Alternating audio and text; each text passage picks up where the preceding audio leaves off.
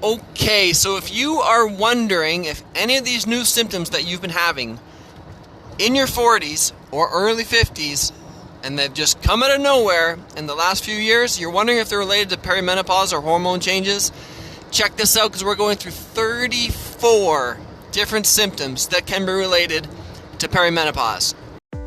Introducing the Perimenopause Bliss Podcast, a show dedicated to unraveling the mysteries of achieving optimal health naturally as you transition into perimenopause and menopause.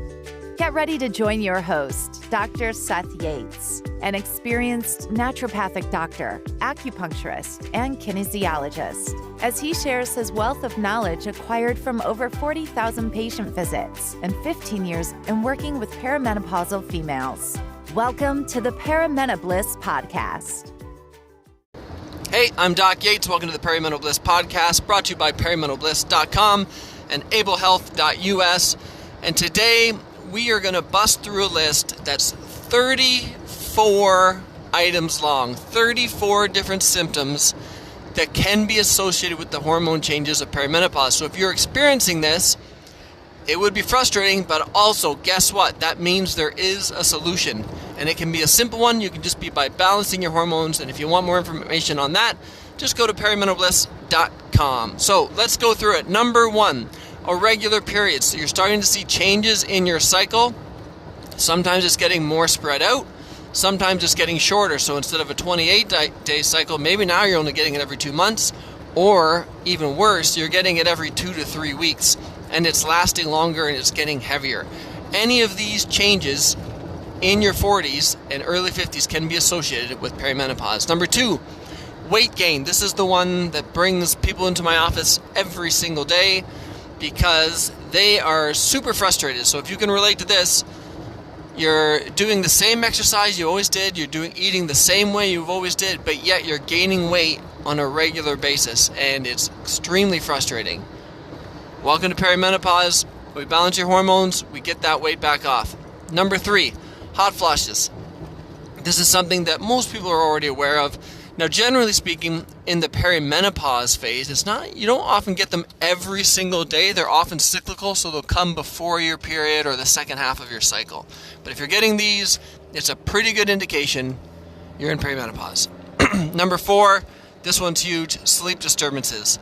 So sometimes it's problems falling asleep, but way more typical is that it's problems staying asleep. And people will start waking up throughout the night, but often between 1 to 3 in the morning. And early in perimenopause, maybe it's only the second half of your cycle. As you progress through perimenopause, it gets worse so that it starts becoming all the time. So if you're getting these issues with your sleep disturbances, balance them out, balance the hormones, check out our treatment programs. Number five, night sweats. This goes right along. Think of it as hot flashes, but at night, and you're waking up warm, and you're sweaty, and you got to change your pajamas sometimes because it's so bad.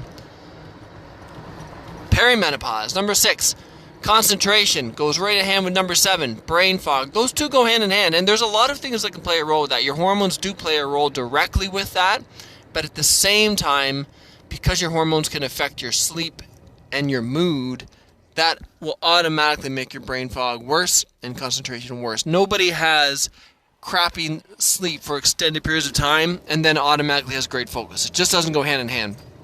Number eight, headaches. Especially when you start seeing headaches that have a cyclical pattern that come worse before your cycle. They can be migraines or they can be tension headaches. Estrogen and progesterone can cause either of those types of headaches, especially if they're cyclical. Number nine, dizziness. A Japanese study found that females in perimenopause can often experience dizziness 1 to 2 times per week. And this can be related with how hormones can affect your blood sugar and blood pressure. Number 10, palpitations. This is the one that freaks a lot of my clients out. They come in, usually by the time they've seen me, they've already seen their doctor, been referred to a cardiologist, had a stress test, only to find out that everything is fine, but yet they're still getting these concerns with palpitations and no one knows what to do. Get your progesterone levels balanced. Number 11, mood swings. And tied in with mood swings, we've got number 12, depression. Number 13, anxiety. 14, panic disorder. And 15, irritability. They all tie in hand to hand. And as your progesterone levels drop, your anxiety and irritability increase. This is something that we correct very commonly with our progesterone formula and with our herbal formula, because that really works well for improving the mood quickly. 16, low libido. This can be low libido because of progesterone, because of estrogen, because of progesterone's effect for testosterone. It can also be low libido because you're not sleeping well and nobody is exhausted and has a great libido. Just doesn't work. 18, incontinence. So stress incontinence. The tone of your bladder and tone of your vaginal muscles are related with your estrogen levels, and as they drop, you will see incontinence get worse. So, normally it flares up initially from childbirth, is a big trigger for a lot of females, and then it's kind of managing it for a period of time, and also it starts getting worse again in perimenopause. That's when we're dealing with the hormones. Number 19, digestion. So you can see changes in digestion, you can see constipation, you can see number 20, which is bloating. 21, joint pain. So hormones can make your muscles, or let me word it this way. Lack of hormones will lead to muscle tension and can lead to increased inflammation, which can lead to joint pain. So it's not uncommon that you see a lot of issues with joint pain start in perimenopause. Same with number 22, muscle tension. Muscle tension is progesterone decreases, muscle tension increases, anxiety increases, it's like your nerves are on edge. 13, with the increased sweats, you often see increased body odor and a change in your body odor. That is a classic sign of hormonal changes. Number 24, breast soreness. Breast soreness can be related with hormones. It can be related with... Now, the tricky thing with the breast soreness is sometimes it can be related with an excess as well. It's too much estrogen relative to progesterone. That's where the herbal formula we use comes in so handy for that.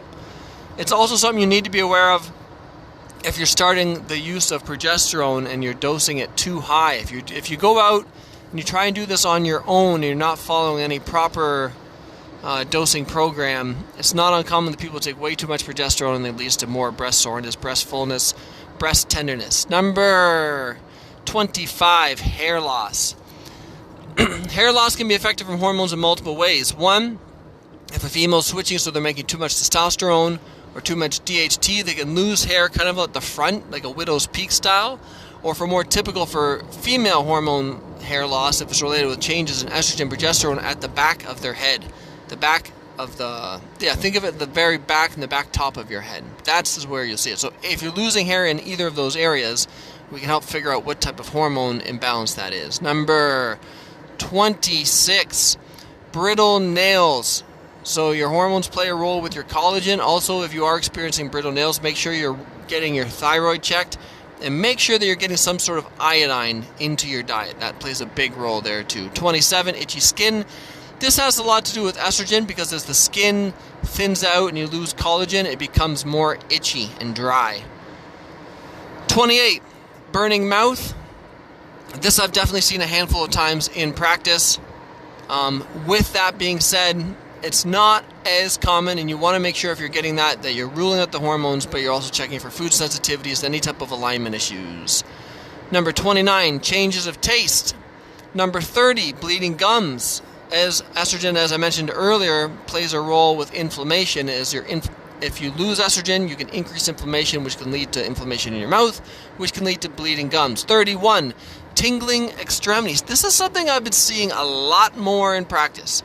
People coming in and they're like, all of a sudden my hands are tingling. They're also getting these electric shocks, which is point number 32. So tingling or electric shocks. Your hormones play a big role with your nerves and nerve conduction. So estrogen plays a role with nerve conduction. Progesterone plays a role with your myelin. If these things start going off, it's almost like your body can get these little firing sensations through your nerves, even though it shouldn't be. It's like it's shooting off messages that don't need to be there. 33, osteoporosis. Estrogen and progesterone both play a role with bone health, and this is where we start to get into the long-term benefits of bioidentical hormones. Short-term, during the time of perimenopause, no issue, but as your hormones stay completely bottomed out, you're increased risk for osteoporosis, and that is something that you would want to correct, or avoid, I should say. You would want to avoid, and ideally you do it that way without the use of all the medications that can lead to other serious side effects. Finally, number 34, allergies. It's not uncommon that during perimenopause, people that didn't have allergies before have allergies now. So we can balance the hormones. We can do something naturally to temporarily relieve the allergies without causing symptoms of drowsiness, without increasing risk of dementia like certain allergy medications do. In fact, we can do that while improving your immune function and preventing other conditions. So that is 34 big ones, 34 symptoms that can be related with perimenopause, that if you're struggling with these, PerimentalBliss.com. I hope this was helpful. This is Doc Yates signing off. Thank you for tuning in to the Perimental podcast. Don't forget to hit the subscribe button and visit PerimentalBliss.com for more valuable information on how you can thrive during your transition through perimenopause. Join our community of like-minded women who are dedicated to achieving optimal health naturally, and stay up to date with the latest tips, tricks, and advice from Dr. Seth Yates. And we'll catch you on the next episode of the Perimental Bliss podcast.